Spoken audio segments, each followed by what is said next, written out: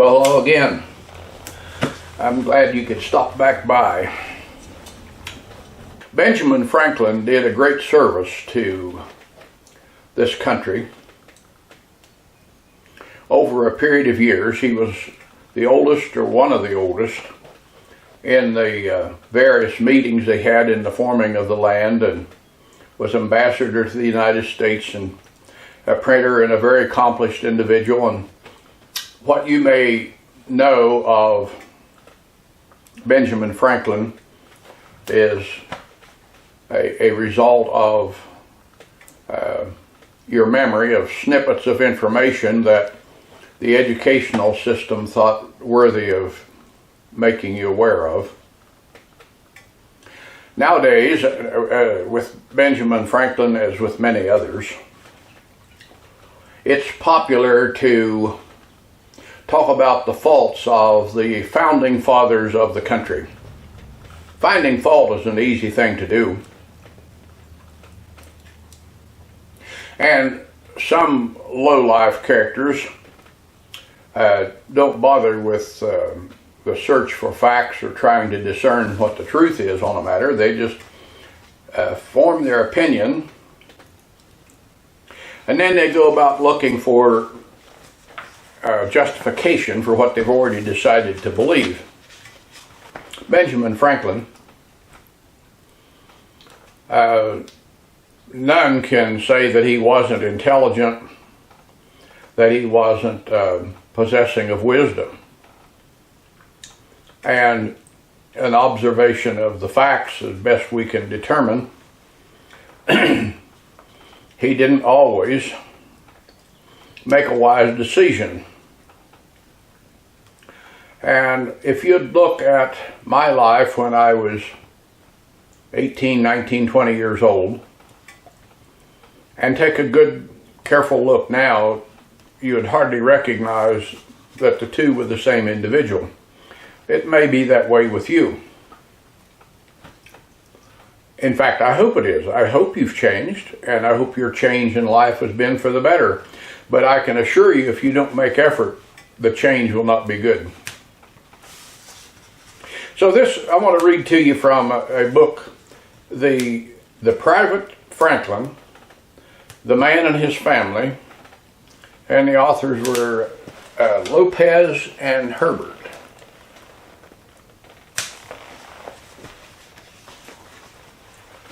And people who want to run on Benjamin Franklin will light on the early part of his life when he did many things that were despicable, immoral. What kind of bad words do you want to use? But I'm reading from this book. This is page 19. After his year of dissipation in 1724, Benjamin calmed down, started saving money, bought books, indoctrinated his fellow printers into the virtues of warm gruel for breakfast instead of the customary beer, and tried to establish contact with some of the great minds in London.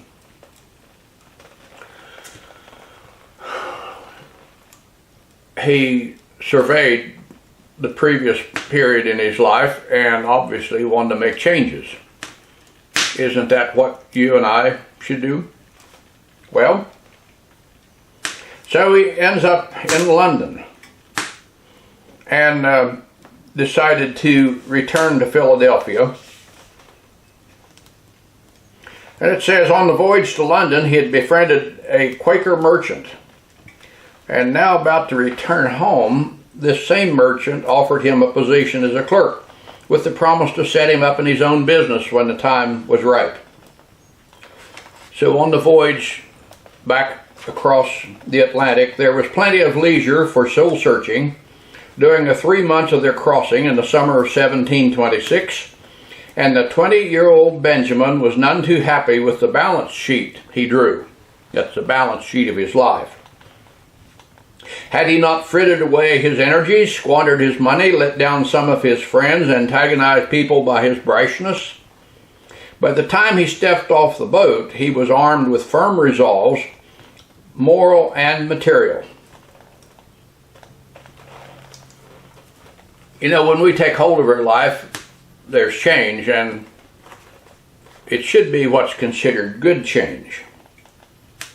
It's popular to look at a man as complicated and as full of ability as Benjamin Franklin. And if you have the desire, you can find lots to complain about. If you're intent upon making him a saint, you can do that.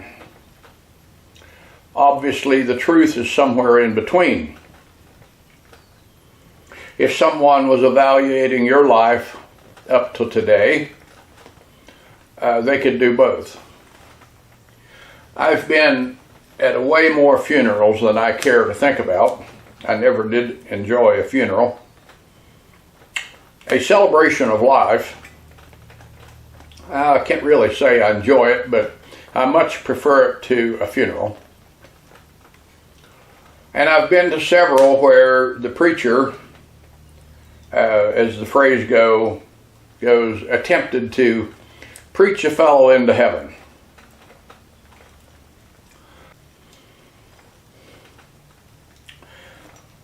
But an individual should live the life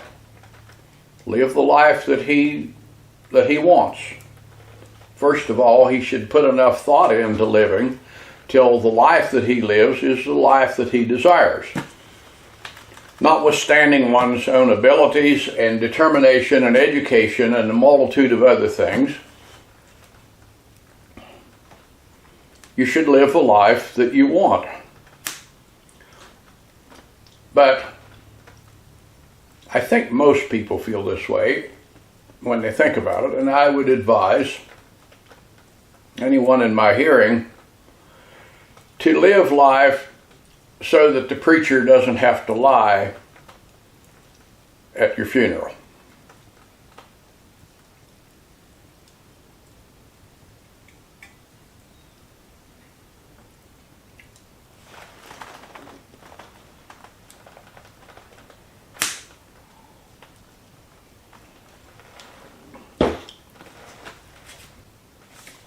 It's good on several levels to read of someone that's remembered for good accomplishments and realize that they were a human being just like you and I.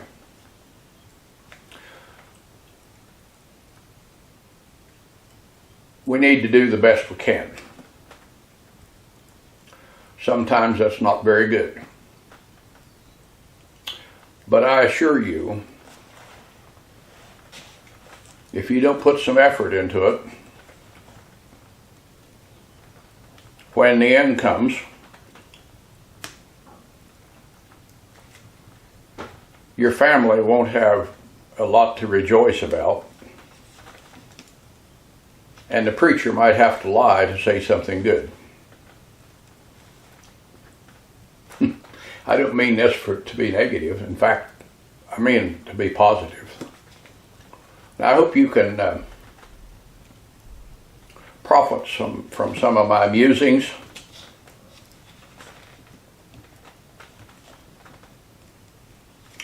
And you have something to think about and make your life a little better. Have a blessed day. Come back again soon.